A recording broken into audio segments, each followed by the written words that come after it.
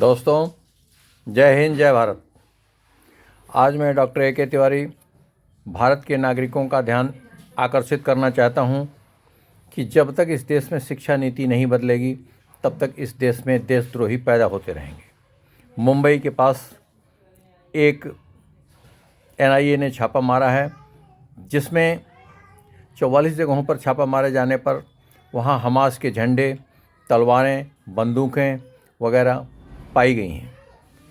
एक वहाँ शिक्षित डॉक्टर वहाँ के लोगों को देशद्रोही और आतंकी बनाने की ट्रेनिंग दे रहा था।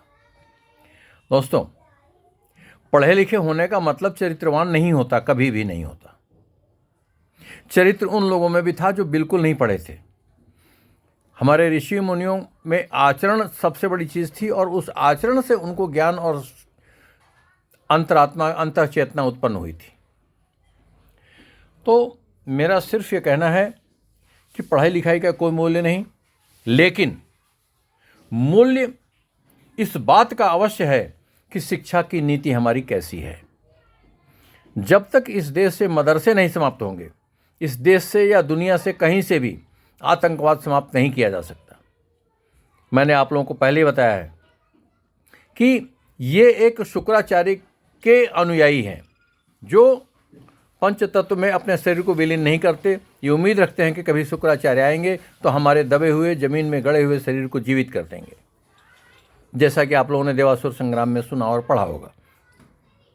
खैर, मदरसा नीति बिल्कुल ख़त्म होनी चाहिए।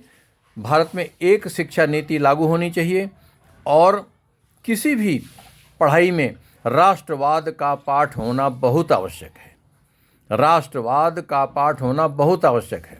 और जब तक कोई आदमी भारत राष्ट्र से प्रेम नहीं रखेगा, उसके शिक्षित होने का, अशिक्षित होने का या मानव होने का भी कोई मूल्य नहीं होता है और नहीं होना चाहिए।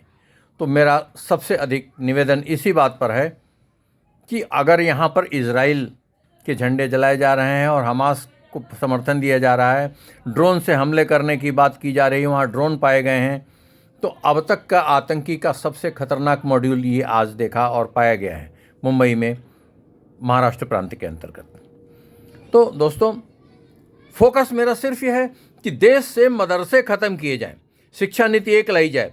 क्रिश्चियन मिशनरी एक अंग्रेजियत विचारधारा को जन्म देती है। ये अपने स्कूलों को चला करके, आपने देखा होगा सेंट मैरीज वगैरह तमाम ऐसे स्कूल चलते हैं, उसमें एक विशेष मानसिकता के छात्र उत्पन्न किए जाते हैं, नागरिक बनाए जाते हैं।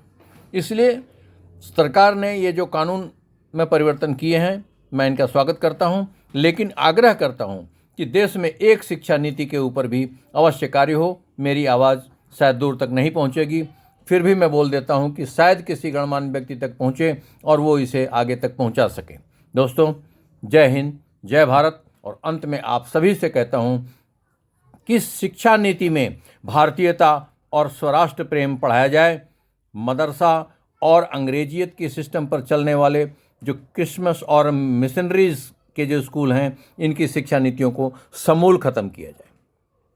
दोस्तों, समूल शब्द का मैंने प्रयोग किया है। अगर किसी चीज़ की जड़ रह जाएगी तो दोबारा पनप जाएगी, एक भी कहीं ना छोड़ा जाए। कांग्रेस ने 70 साल में, मैं ना राजनीतिक बात नहीं कर रहा हूँ, लेकिन कांग्रेस ने जो राज्य किया है वो सिर्फ इन चीज़ों को बढ़ावा दिया है जो आज ये उभर करके आ रही हैं। अगर ये सरकार भाजपा की ना आती, मैं भाजपा की बात नहीं कर रहा हूँ, मैं एक राष्ट्रवादी सरकार की बात कर रहा हूँ, अगर ये ना आती तो किसी भी प्रकार से इन चीज़ों का खुलासा नहीं हो पाता और एक दिन एक बहुत बड़ा विस्फोट इस देश में दिखाई पड़ता और शायद जो उनके मंसूबे हैं कि भारत तेरे टुकड़े होंगे, इंशाअल्लाह इंशाअल्लाह, वो उनका कामयाब हो जाता। दोस्तों, मदरसे और बाहरी किसी प्रकार की मिशनरी शिक्षा का मैं विरोध करता हूं और उन लोगों से मांग करता हूं कि जो इसको सुन करके आगे तक पहुंचा सकें। दोस्तों, इन्हीं शब्दों के साथ अपनी वाणी को विराम। जय हिंद, जय भारत।